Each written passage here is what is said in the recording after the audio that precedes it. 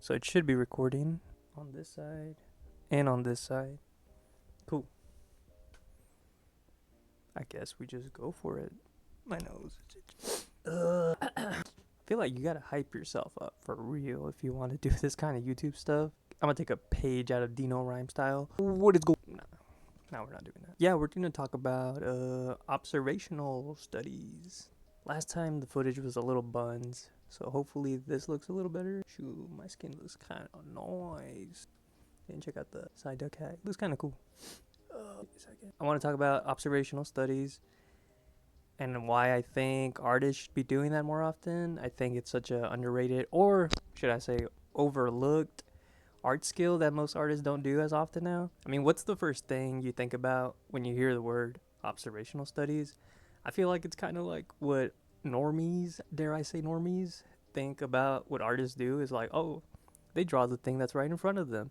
And to some degree, they're kind of right about that. I think observational studies can be as simple as just drawing what's right in front of you, but you can also always take it a little bit further, take it a step more advanced than just drawing what's in front of you.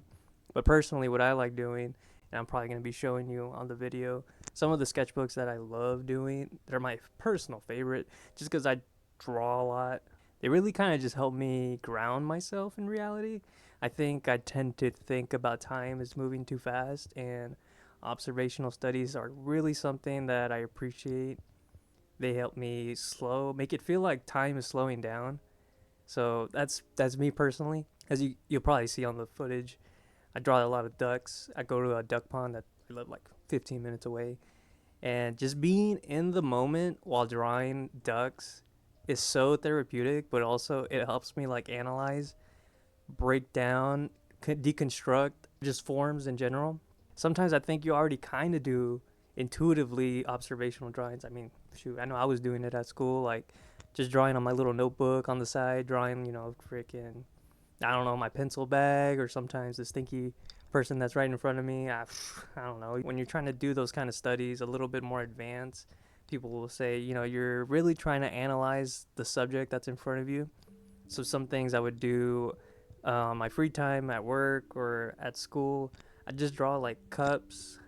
I drew a lot of coffee cups, sometimes trash cans, just really anything that will make your head start thinking in 3D, which is probably the most important thing, right? Is just trying to think in 3D and trying to move the objects around in 3D space.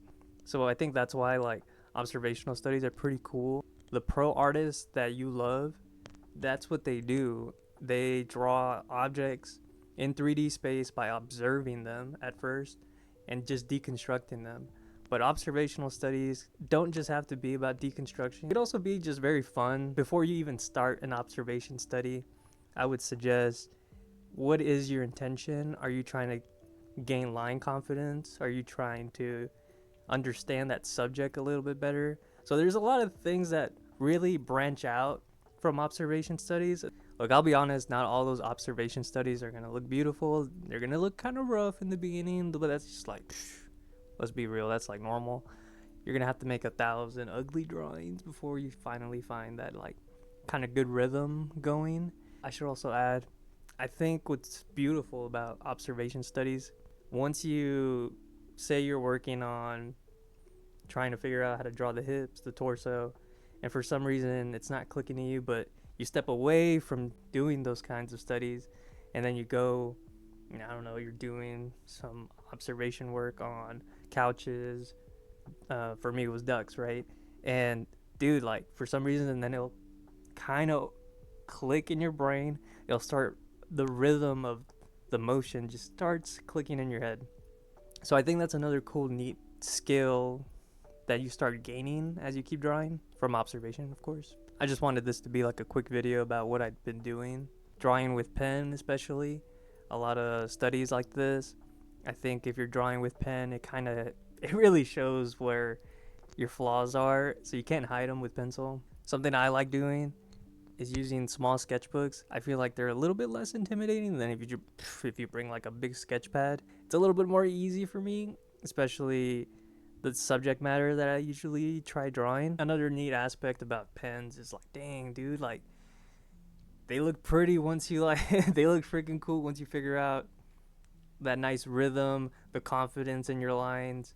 Once you start combining everything you're learning, gesture construction, your observation studies, they seem so dynamic. And I just feel like you just got to keep going, man. You know, if you feel stuck, try something else. And maybe, I don't know, you'll unlock nirvana or something. But yeah, that's what I've been doing. I've been taking a step back on perspective and anatomy, and I've just been drawing a lot of ducks at my local duck pond and just enjoy life, bro. Like, touch grass, enjoy life, vibe. And yeah, I feel like that's really what art's about, just enjoying the beauty part of a reality of real life, not, ironically enough, not behind this camera. Like, yeah, that's the video. Leave a like, question mark, comment. That'd be awesome. If I would love to see or someone comment whatever observation studies you guys like doing. I just noticed I said observation studies a lot in this video. Yeah, I don't know what else I want to say. I think that's it, and hopefully you enjoyed the video. And yeah, that's it. Okay, I'm done. Bye.